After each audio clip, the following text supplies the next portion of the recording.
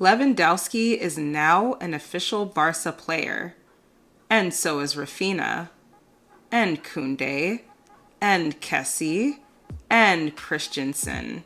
But all these transfers equals more debt for Barca, thanks to a history of bad management, overpaying players, and commercial revenue losses, particularly due to COVID restrictions in recent years.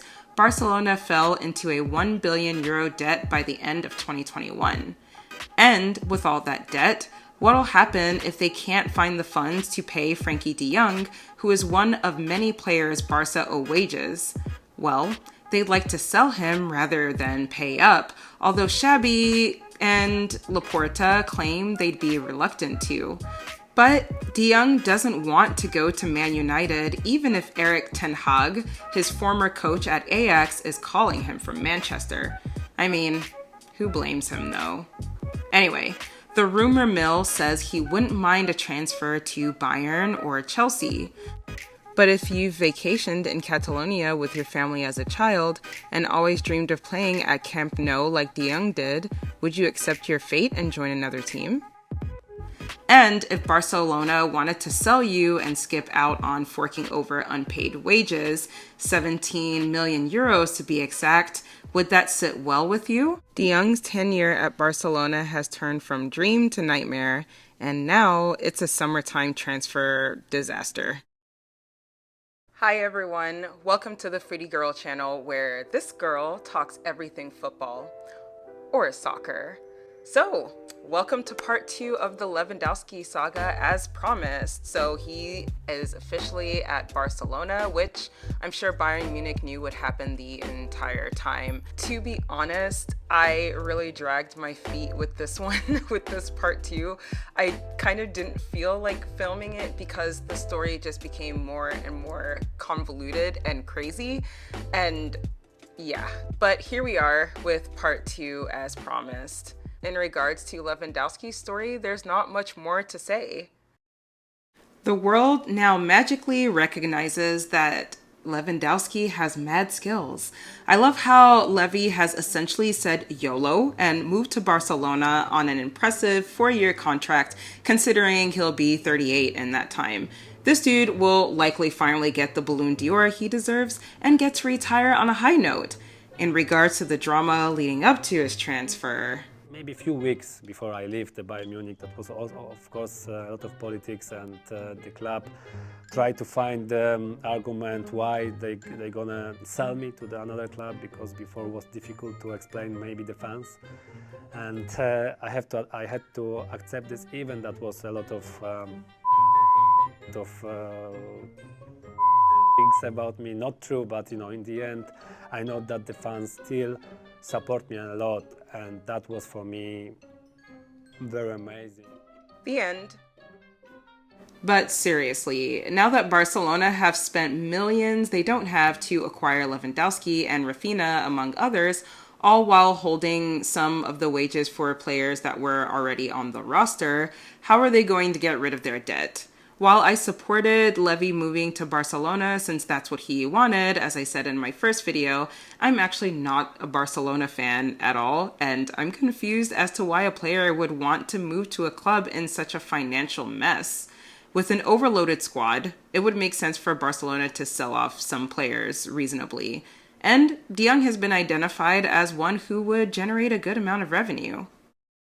The De Jong transfer saga is even more convoluted than the Lewandowski back and forth was. Therefore, I think it's a lot more interesting to delve into that drama than to continue to discuss Lewandowski, particularly because Lewandowski got his transfer, obviously, and he's now at Barcelona. I'll be discussing how De Jong came to be at Barcelona in the first place, and I'll be discussing his tension with the team from both an emotional and monetary standpoint, although I won't be getting too deep into the nitty-gritty with the numbers in regards to Barcelona's debt. Lastly, I'll discuss possible ways the conflict will play out. When Ajax beat Tottenham at home during the Champions League in 2019, Frenkie De Jong had the most touches out of everyone on the pitch and completed nearly 90% of his passes. Ajax had made it to the semi-final of the Champions League for the first time since 1997, the year that De Jong was born. Of course, ultimately, the Spurs ended up knocking Ajax out of the Champions League. However, De Jong was included in the Champions League squad of the season and on Barcelona's to-buy list. He ended up moving to Barcelona at the tender age of 22 on a 5-year contract for 75 million euros. Antoine Griezmann and Neto also joined Barca during the 2019-2020 season. In fact, Barca had quite the shopping spree that season as they spent over 300 million euros. Funnily enough, Neto left Barca this season on a free transfer.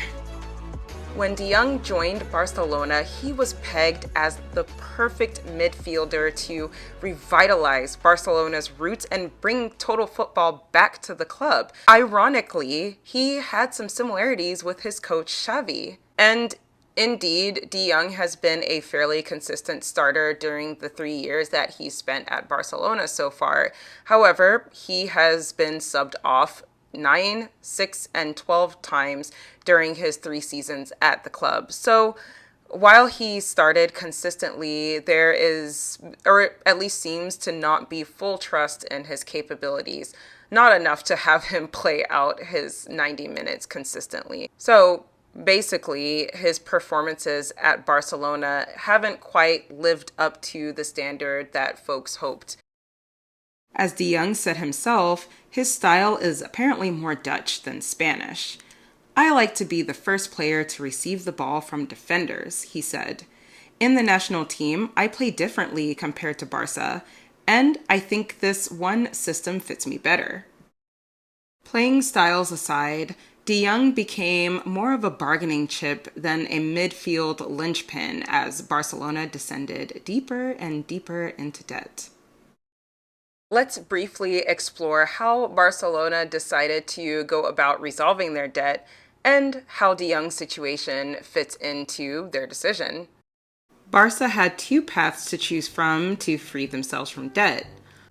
Number 1, dip into the youth team to use cheap young talent with a dedication to Barca and broadly Catalonia. Or number 2, activate levers, which basically means for less economically inclined individuals like myself, take measures to free up cash. The first option wouldn't win Barcelona any trophies anytime soon. However, the club hasn't really been winning trophies consistently for the past few years. Haven't won the domestic title since the 2018-2019 season and the Champions League for almost 10 years, with their last win being during the 2014-2015 season. The last piece of silverware Barca has won was during the 2020-2021 season, the Copa del Rey. Trophies aside, leveraging their youth talent would have been more beneficial to Barcelona because it would have been a lot cheaper. However, in true Barcelona fashion, they chose the second option, the riskier, more expensive option, to continue to spend in a wild and free fashion during this summer's transfer window and just to activate various levers in order to do so. So far, they have spent around 160 million euros on new players that they could not register until the last minute. In fact, they had to pull a 4th lever, the sale of 25% of their TV rights, in order to register the few new players that they purchased. Barcelona made about 166 million euros from TV rights in 2021, so this is quite a bit of money. But still, if commercial revenue doesn't continue its upward trend, Barca might be screwed. And Liga Nacional de Fútbol Profesional, the governing body of the first 2 tiers of Spanish football, is known to be stricter than UEFA regarding financial fair play. They might take action if much of the debt isn't alleviated by the end of the season. And pressuring players to take less than they're owed is essentially illegal.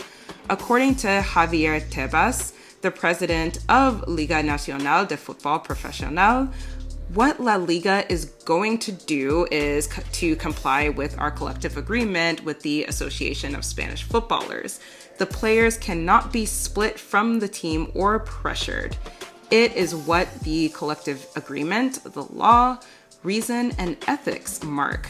From there, Barcelona knows the rules and the responsibilities that exist in that aspect.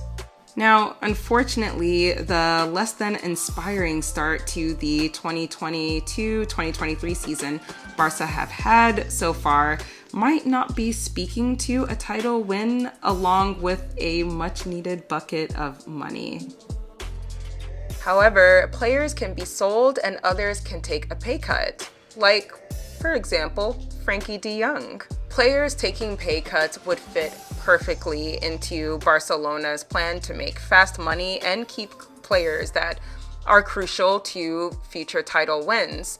Take Busquets and Piqué, for example. These two guys have agreed to not just one pay cut, but a couple of pay cuts. However, it's important to compare players like Busquets and Piqué with others like De Jong and their potential motivations and situation and standing at the club.